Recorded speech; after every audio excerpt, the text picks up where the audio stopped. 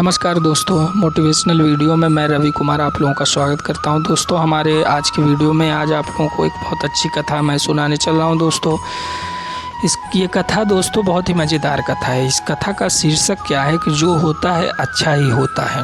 कथा जो है वो अभी इसी कलयुग में अकबर बीरबल के समय की है, जिस समय हमारे अकबर बीरबल के पहले की थी, जब बीरबल एक राजा के यहाँ मंत्री थे।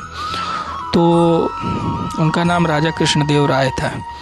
तो वहाँ पे दोस्तों बीरबल जी मंत्री थे और ये जो है राजा के साथ ही रहते थे। राजा इनको बहुत दोस्तों पसंद करते थे।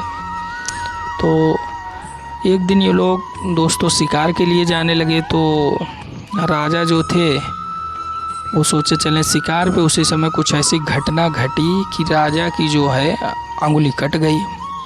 अब राजा की जब अंगुली कट गई तो राजा तो दर्द से चिल्ला उठे, करा उठे।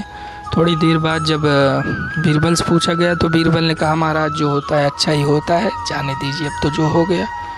तो राजा को बहुत क्रोध हुआ, करे सब दरबारी मेरी मतलब जो मुझे दुख हुआ है, जो कष्ट हुआ है, उसके लिए तो बेचारे बहुत पछता रहे हैं, और ये जो है महानुभाव कह रहे हैं जो होता है अच्छा ही होता है। बहुत ही ये तो गंदा आदमी है, इसको एक काम करो, उठा के जेल में डाल दो। तुरंत दरबार सैनिकों ने उनको बीरबल को पकड़ा और उसको जेल में बंद किया, कारावास में। और उसके बाद राजा स्वयं अंगुली कटी थी पट्टी बांध कर, लेकिन अब शिकार उनका रोज़ का वो है। तो वो थोड़ी देर बाद जब उनको आराम हुआ तो वो शिकार के लिए निकल पड़े। जंगल में काफ़ी दूर चले गए, एक तो घर से भी परेशान। यही कहा गया है कि अगर सुबह दिन खराब हो तो पूरा दिन खराब हो जाता है। तो वही उनके साथ भी हुआ, राजा कृष्णदेव राय के साथ भी। और वो जो है शिकार के लिए जब गए तो काफ़ी खोजने के बाद उनको शिकार मिला नहीं। वो जंगल में काफ़ी अंदर तक अकेले चले गए। तो वहाँ एक कबीला रहता था आदिवासियों का। वो लोग बलि करने, देवी माँ को बलि चढ़ाना चाहते थे और बलि के लिए एक हष्टपुष्ट व्यक्ति को खोज रहे थे। तो चूँकि कृष्णदेव राय राजा एकदम हष्टपुष्ट शरीर, उसको देखे तुरंत जो कबीले वाले थे वो तुरंत उसको पकड़ लिए। और राजा पूछने लगा कौन हो, कहा। तो उन लोगों की भाषा भी हु हा वाली होती है, क्या राजा समझे। वो लोग लेकर आए माता रानी के दरबार में बलि चढ़ाने के लिए। तो जब बलि के लिए लाया गया, पूजा पाठ शुरू हो गई। काफ़ी देर बाद तो वहाँ जो एक मेन उनके पुजारी थे, उन्होंने जब शरीर का निरीक्षण किया कि देखिए शरीर ठीक है, तो उनको दिख गया कि उसकी अंगुली तो कटी हुई है। और उस बिगड़ गया, वो क्या करे, देवी माँ को खंडित बलि थोड़ो दी जाएगी, इस व्यक्ति का अंगुली कटा है, इसको छोड़ो, हटाओ, जाओ दूसरी बलि खोज कर लाओ।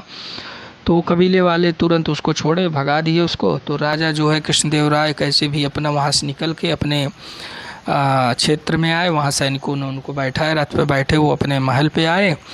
और महल पे आते ही वो तुरंत सीधा कारागार में गए, जेल में, बीरबल से मिलने। और उन्होंने बीरबल से कहा, अरे बीरबल, तुमने तो सही कहा था, जो होता है अच्छा होता है।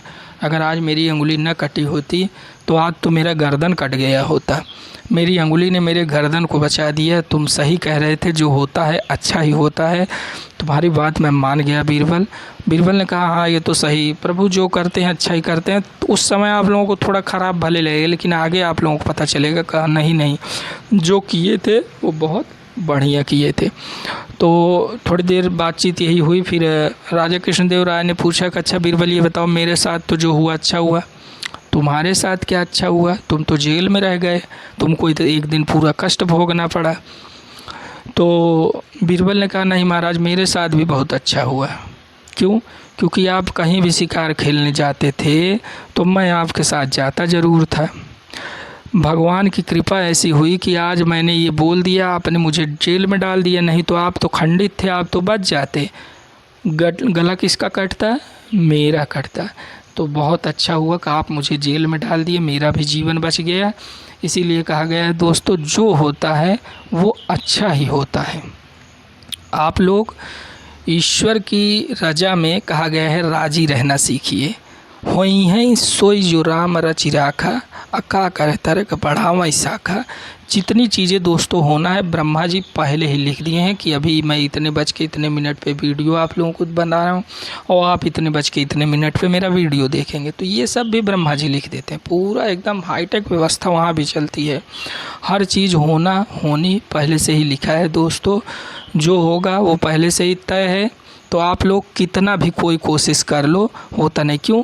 इसका मैं प्रूफ भी दे सकता हूँ, लाइव प्रूफ। आप लोग देखिए कि आपके जीवन में क्या कोई ये बताइए, कोई व्यक्ति ये चाहता है कि मुझे दुख मिले? सब चाहते हैं मुझे सुख मिले, मेरे पास धन हो, मेरे बच्चे मेरी आज्ञा का पालन करें, मेरी पत्नी चरित्रवान हो, हर चीज़। मतलब वो लोग अपने ही सपोर्ट में सोचते हैं, कहीं जाऊँ मेरा ही बोलबाला हो।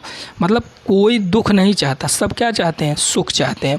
लेकिन तब भी क्या सबको हमेशा सुख ही मिलता है? सुख दुख लगा हुआ है, माने सुख मिला है तो बाद में दुख भी मिल रहा है। तो इससे क्या प्रूफ हुआ? इससे प्रूफ हुआ कि पहले से ही हर चीज़ सेट है। क्योंकि अगर हमारे ऊपर ही सब होता दोस्तों, तो हम तो हमेशा सुख चाह रहे हैं तो सूखा ही लेके चलते, दुखी कोई रहता ही नहीं, सब सूखा ही लेके चलते। लेकिन अगर दुख भी मिल रहा है तो इसका मतलब है कि पहले से सेट है, जो होना है वो होके रहता है दोस्तों। हम लोगों को अपने कर्म को करते रहना है। भगवान कृष्ण गीता में क्या कहे हैं कि कर्म में ही आपका अधिकार है, कर्मण्येवाधिकारस्ते मा फलेषु कदाचन मा कर्म फलेषु। तो आगे थोड़ा मुझे कन्फ्यूजन हो रही है। तो कुल मिला के मेन बात ये है दोस्तों कि ईश्वर जो करेंगे होगा वही, तो हमको अपने कर्म को करते रहना चाहिए। ये नहीं कि जो करेंगे तब बैठ करें। अभी शुरू में फर्स्ट वीडियो में मैंने मलूक दास की कहानी बताई थी, तो अंत में उनको भी कर्म करना, खाना उनको अपने हाथ से ही पड़ा था। हाँ, सोझे नहीं खाए तो मार पीट कर उनको खिलाया गया। तो कर्म तो आपको करना ही पड़ेगा, तो कर्म करना ही है। तो आप ये सोच के करिए कि जो चीज़ है पहले से ही लिखा है, हर चीज़ फिक्स है, मैं अपनी ड्यूटी एक तरह से पालन कर रहा हूँ। इससे आपको एक लाभ होगा। लाभ क्या होगा कि बहुत ज़्यादा दुख पड़ेगा तब आप बहुत दुखी नहीं होंगे, और बहुत ज़्यादा सुख होगा तब भी आप बहुत सुखी नहीं होंगे। सुख दुख में एक समान भाव से आप चलेंगे। इसी को आनंद की स्थिति कहते हैं। और जब आनंद की स्थिति आपके मन में आ जाए तो समझिए कि अब आप सच्चिदानंद के पास पहुंच रहे हैं। क्योंकि सच्चिदानंद के पास पहुंचने पे ये सुख दुख, रोग दोष, जन्म मृत्यु, इन सब से मुक्ति आपको मिल जाती है। तो इसीलिए दोस्तों आप लोग ईश्वर का भजन करते रहिए और अपने कर्म को करते रहिए। करना कराना सब उन्हीं के हाथ में है। बस उनसे यही प्रार्थना कीजिए कि मुझे संभालिए, मैं आपकी शरण में हूँ, मेरी रक्षा कीजिए प्रभु। इन्हीं शब्दों के साथ दोस्तों मैं अपने वाणी को विराम देता हूँ। और आप लोगों से एक प्रार्थना है कि अगर आपको हमारा वीडियो पसंद आए दोस्तों, तो चैनल को सब्सक्राइब कीजिएगा, वीडियो को लाइक कीजिएगा और कमेंट